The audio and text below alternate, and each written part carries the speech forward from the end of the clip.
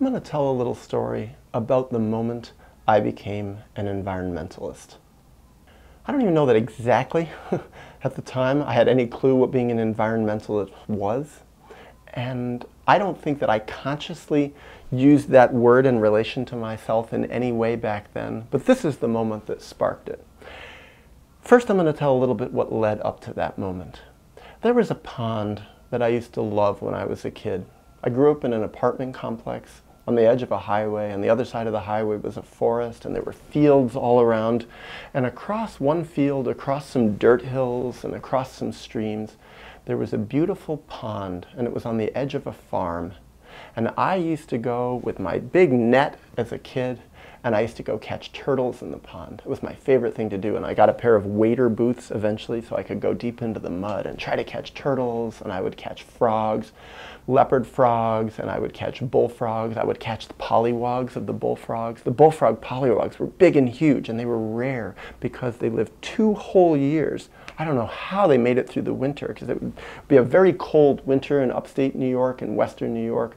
Big thick ice over the pond would develop all winter, and somehow the pollywogs would live under it. Maybe they would bury into the mud, just like the turtles. Everything would go down into the mud and get buried and live through the winter.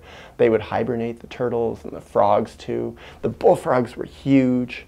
There were ducks in the pond. Sometimes I had baby ducks that I would raise myself, and I would bring the baby ducks with me, and they would swim. They would go swim and enjoy the pond while I would be catching turtles and crayfish also in the pond, and I loved it. There was just a whole ecosystem.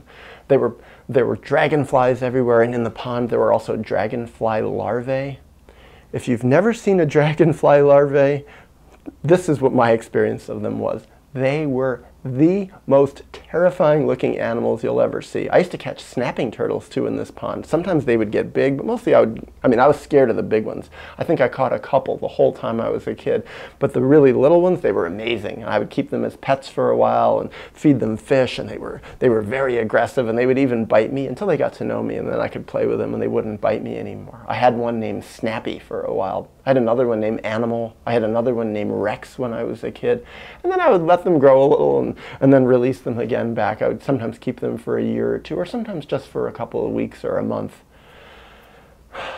Well, dragonfly larvae were terrifying. They were like the scariest, most alien creature. They had this big snout, and they would catch, I would sometimes find one that had caught a tadpole. They would stick their little proboscis thing inside the tadpole, and they would suck all its juices out and literally suck it dry. This is like an insect larvae that would catch amphibian larvae.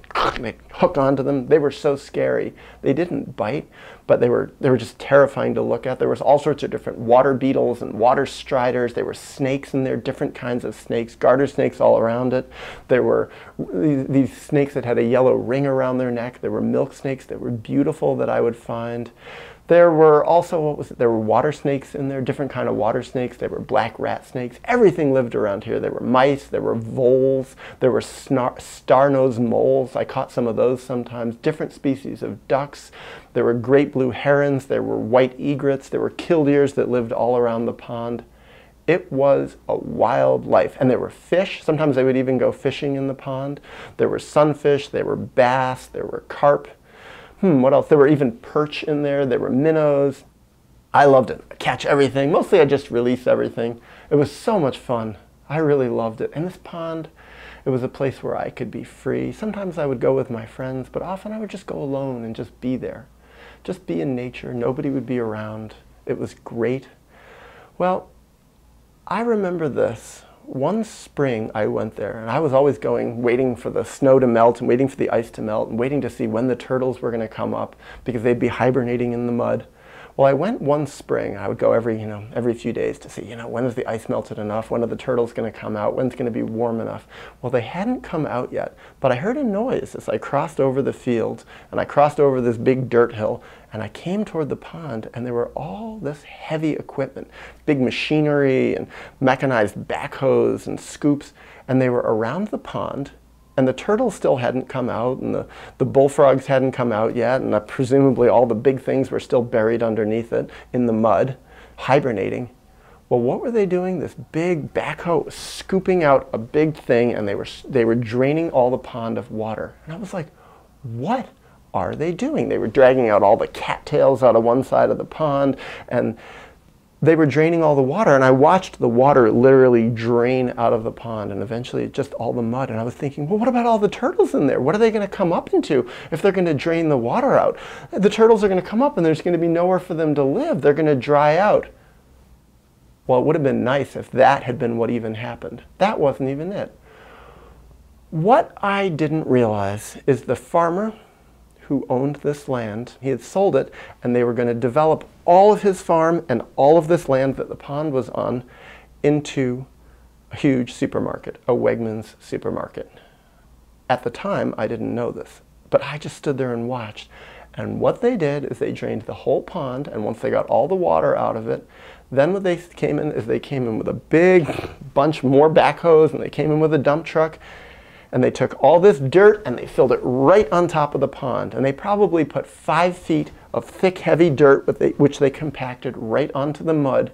And they buried all the turtles, and they buried all the pollywogs, and they buried all the frogs, and they buried everything. They buried all the plants, and all the crayfish, and all the crayfish larvae, and all the dragonfly larvae, and all of it. And they killed the entire pond ecosystem, and by the end of a couple of days, there no longer was a pond. There was just a big, flat area of dirt. And over the next few months, I watched, and what they did is they paved it all over, and they turned it into a giant parking lot for a Wegmans, which stands there to this day. And later, the food that I ate, my family ate, came from that Wegmans, because that was the best place to buy food. And my parents used to love go shopping there, and they'd go park in the parking lot. And I pretty much remembered where the pond was. And I used to, when I was a teenager, go and stand right in the parking spot that was somewhere pretty much over where that pond was, and knowing that 6, 8, 10 feet down there were turtles, the carcasses, the skeletons of turtles and frogs, and who knows what else buried under that parking lot. And that day, when I saw them drain that pond and kill everything there, I think that day, when I look back on it, to use that word that I just used at the beginning of this video, that was the day that I became an environmentalist and knew what we people are doing is wrong. That is wrong.